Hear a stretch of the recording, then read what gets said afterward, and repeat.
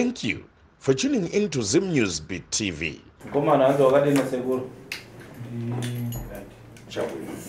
Uyu murapashu uyu mkomana akabwera popano akauya papana familia dzake nzidzirini wewe ukama wakandiwasiya abwera popano achidwala auya pana pachirwara airasikambo nzeru nyaya iripo ndekuti airasikapfungwa ndamurapo popano ndamurapa manje pano apora pasara pang'ono zvasara zvinhu zvidikidi andisikudziva kuti familia dzake dzimbwera tani popano handisikuziva kuti ukama hwake vanouya sei panapa numuro dzavantuwo ndiribe nhamba dzevanhu ivavo handina kuti dzetambwera tani popano abwera asiteka familia yavo popano kuti ndoziva kuti vanouya sei pano ndoda kuti vauye vazotora hama yavo pano pana zvimhepo zviri paari zvikusokoneza nokuti pane mhepo inomurwarisa iri kunetsa iri paari iyembo pomwe ambamenya zvindhaka pomwe iye aiva mboputa futi zvakare zvinodhaka saka nzira dzake yangona tadzva muwawa meshi bvabwera kupano yeka ata ndangomvambo tiuka nengu kuti adachokera nzira achokera kuponi vantu bhare vati timutandanise panakati nada musiyeni ndimurape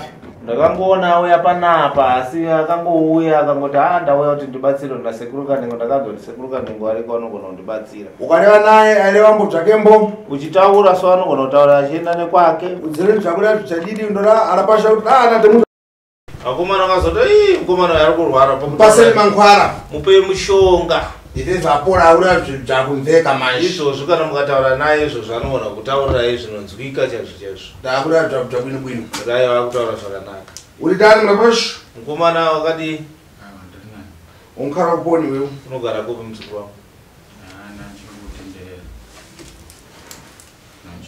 kutendera kwachiita kwaunkara bwinobwino kwawadachokera uchiri kudziva mboone uchiri kuziva kuti wakabva kupi chako chako kuti uzotanga kungotenderera ndakatangira pamureva komureva kuponi kumureva papi pamureva senda uchitendera ipopo wangotenderera ndakatosimuka ndichiroga ipapo ndichitoenda ndichitirega nditsvage taurisa mudzukuru ndichitirega nditsvage kuona kuti ndingaite sei nemarwadzo anenge ari munyama yangu chabwino wachokera kwamureva kwabwera kokuno kusidhati wabva ikoko kwamureva ndobva wadzoka kuno kuharare ndokwandadzoka kuno kuharare kusidhati kunokara kupona kuno kuharare wakasvikira kupi waigara kupi kuno kuharare ndakasvikira nehanzvadzi yangu yandinongotova hanzvadzi hapana ukama hunonyatsobatika kupona ndokupi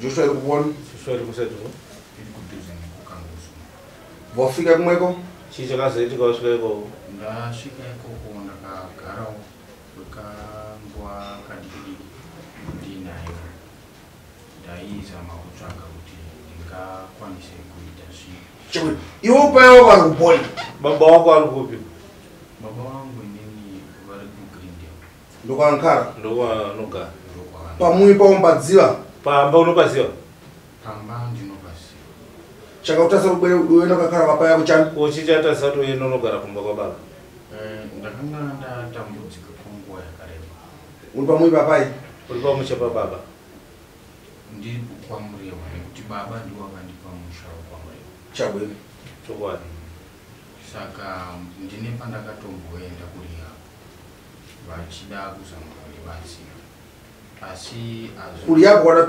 wakapita na nkani ya chani kuri yapo yanga iri nhau yekudhakwa yanga iri nhau yekuti musoro wangu waitema kumashure ndakanga ndinotombotorawo madrugs achani vakaita sechini chii madrugs aya ndaitora crystal dombo uchichita tani waita sei nembaji chabwino uchifumari uchiputa zvinhu izvi saka zvinhu zvakaitika kare chabwino zvekuti tirikutaura pato ne 5 years nzira dzako dzichitenderera pfungwa ngwakurasika pfungwa nandakurasika ndaizviona kuti pane zvinoda kugadziriswa zvichi pamwe pacho ndaitoenda kumakomo ndichinonamata nemaapostoli ndichizama kuti ndigadzirise zvinenge zvichiitika pandiri chabwino asi chanyanya kundirwadza inyama dzangu ndo dzinenge dzichindirwadza. Dzimwe nguwa ndinotanga kushanda zvakanaka, dzimwe nguwa ndogona kutotadza kumuka, dzimwe nguwa musoro unenge uchitema, dzimwe nguwa makumbo chayandogona. Saka apa payakakudziwa kuti uri kupona ifefi. Baba uri kuziva here wewe kama kuti uri kupi izvozvo? Ndakazoti ndabuda inini. Chabwino.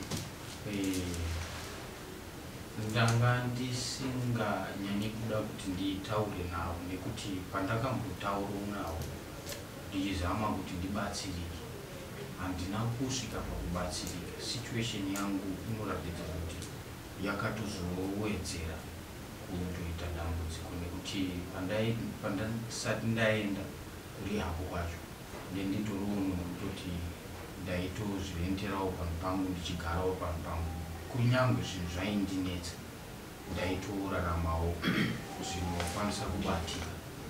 Ndaya nditoriwo nefoni yangu neID yangu nezvinhu zvangu netunhu twangu tunandinatwo twokutiwo kana muchinditarisawo maikwanisa kuonawo kuti muri kutaura nemunhu. Asi iko zvino situation yacho kana kuti mamiriro azvanga zvaita anga mamiriro ekuti ndanga ndaakungotenderera, ndanga ndaamunhu kuti ndakuraramira ndichingotsvaka kuti pane kereke ndepapi, nekuti nguva nenguva kukereke ndopandaiona ndichidzikama. Saka ndakaita nguva yekutenderera ndichienda kumapostori, ndopandainyanya kuwanza kuenda. Maenda kumapostori kunorapa vachi kutononamata navo, because nguva nenguva pandainamata navo paita munhu aibata dare raibata, asi kuti zvinhu zvacho zvikwanise kusvika zvainetsa nekuti zvimwe zvinhu zvinenge zvakaitwa kuchibana. Alright. Zita kunonzi? Indonzi Nathaniel Siya Wamai. Nathaniel ani? Nathaniel Siya Wamai. Nathaniel. Handi vanhu vabereka vari kugrinde vakakuendesa kuri yavo? Vakandiendesa kuri yavo nenyaya yemadrugs. Nenyaya yemadrugs. Uchibva kuri yavo wakadischarge kwati wakatiza kubva kuri yavo. Ndoda kuti utaure izvo zvinoita kuti ubatsirike uye zvakare ugona kugamuchirika kuhama dzekwako kuti vari kuona zvakuzvinzwa. Mira ndinoda kuti ubatsirike. Handisi? Toda kutaura chokwadi chinokubatsira kubva pano uchienda kumberi, uye hama dzako kusanganisira baba vako vakakubvisa pamba vachikuendesa kumusha nekuendesa kuri yavo vaone kuti chokwadi mwana wangu achinja. Handisi kuda kuti umhanyirire kublema mweya yakaipa, nekuti vanhu vanotora madrugs mune zvamunoona kana tikatobvunza sekuru vanavo zvinoita kuti vabereki vagotambudzika vangobva pang'anga nepang'anga muchirotomoka asi nekuda kwemudombo. Anokwanzisisa. Saka toda kuti uone kuipa kwesaidi rako iwewe nekutora zvinodhaka nekuzoti ubatsirike pamberi apo, zvekuti pane dare rakubatwa kana kuti raibatwa kazobvunza sekuru kuti vatudze kuti zvechokwadi pane dare remukomana uyu rinenge richinetsa muupenyu hwake, zvinoda vabereki vake kuti vange varipo kuti abatsirike, asina kuti utange watora responsibility yako iwewe panyaya dzemadrugs. Vabereki vako kukuendesa kuri yavo vanokuda, baba vako kukupa musha wakamuriwa kuti ugare ikoko vanokuda, handikuzvona. Saka varatidzwe kuti zvamakandiitira zvezvi ndapona kana kuti ndapa danho rakati, asi vanogona kupika tunhu twatisingazive isusu kuti uyu vari kunditi apora kana kuti arega zvemadrugs but ndozvaaite izvo. Wabuda kuri yavo wakadischarge kana kuti wakatiza? Ndinodaira kuti ndakadischarge because kutobva kwandakaita ndakabva namukoma wangu kuri yavo nemukadzi wangu nababa vangu, ndo mabviro andakaita. Ndobva vanokusiya kumba kwamuriwo? Ndokubva ndasiyiwa pana 4 namukoma wangu, ndobva andipa mari yekuti ndiende kupi kwamuriwo. Pandakatobva ikoko ndakatobva ndichitonzwawo kuti izvi zvinhu zvangu zviri nani. Asi ndichisvika kumba ndakanga ndataurirana navo kuti ndichiri rehab institute yaiti hatisi kuda kuti udi muno usina zvaukuenda kunoita. Saka pandakasvika kumba ndakasvika ndichingoona same behavior yemukadzi, same environment, handina pekunyatsotangira. Handiti uri nhamba dzemukoma unoziva nemusoro kana dzababa wako? Handidzizive nemusoro.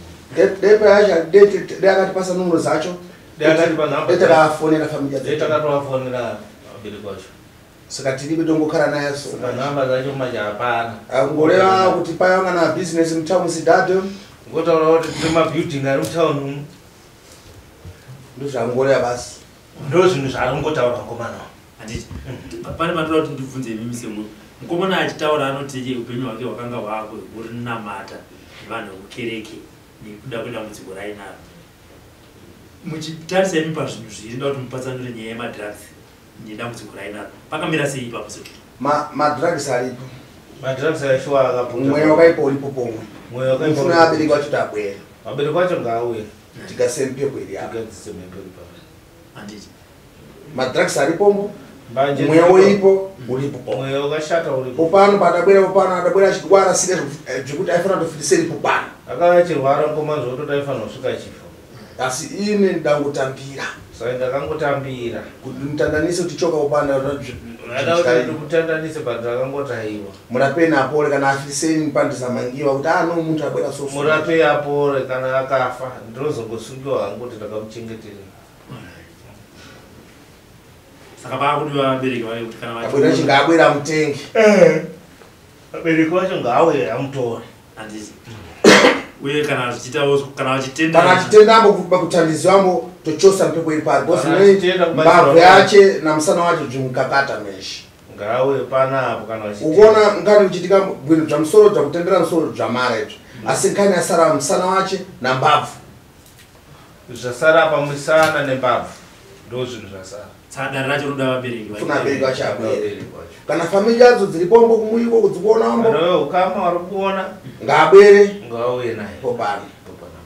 handiti aya tinotenda mukoma Nathaniel ndizvo handiti saka regai timirire panapa.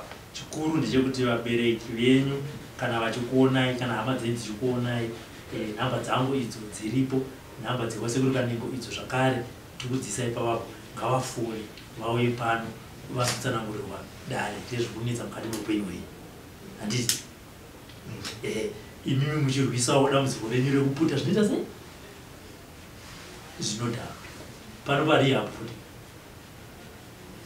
Handiti tatenda sekuoyo imba vabereki vaka vari kuzviona nhamba idzo vafone tinzwe kuti vangabatsirike sei. Tatendi. For these and more stories, tune in to Zim News Bit TV.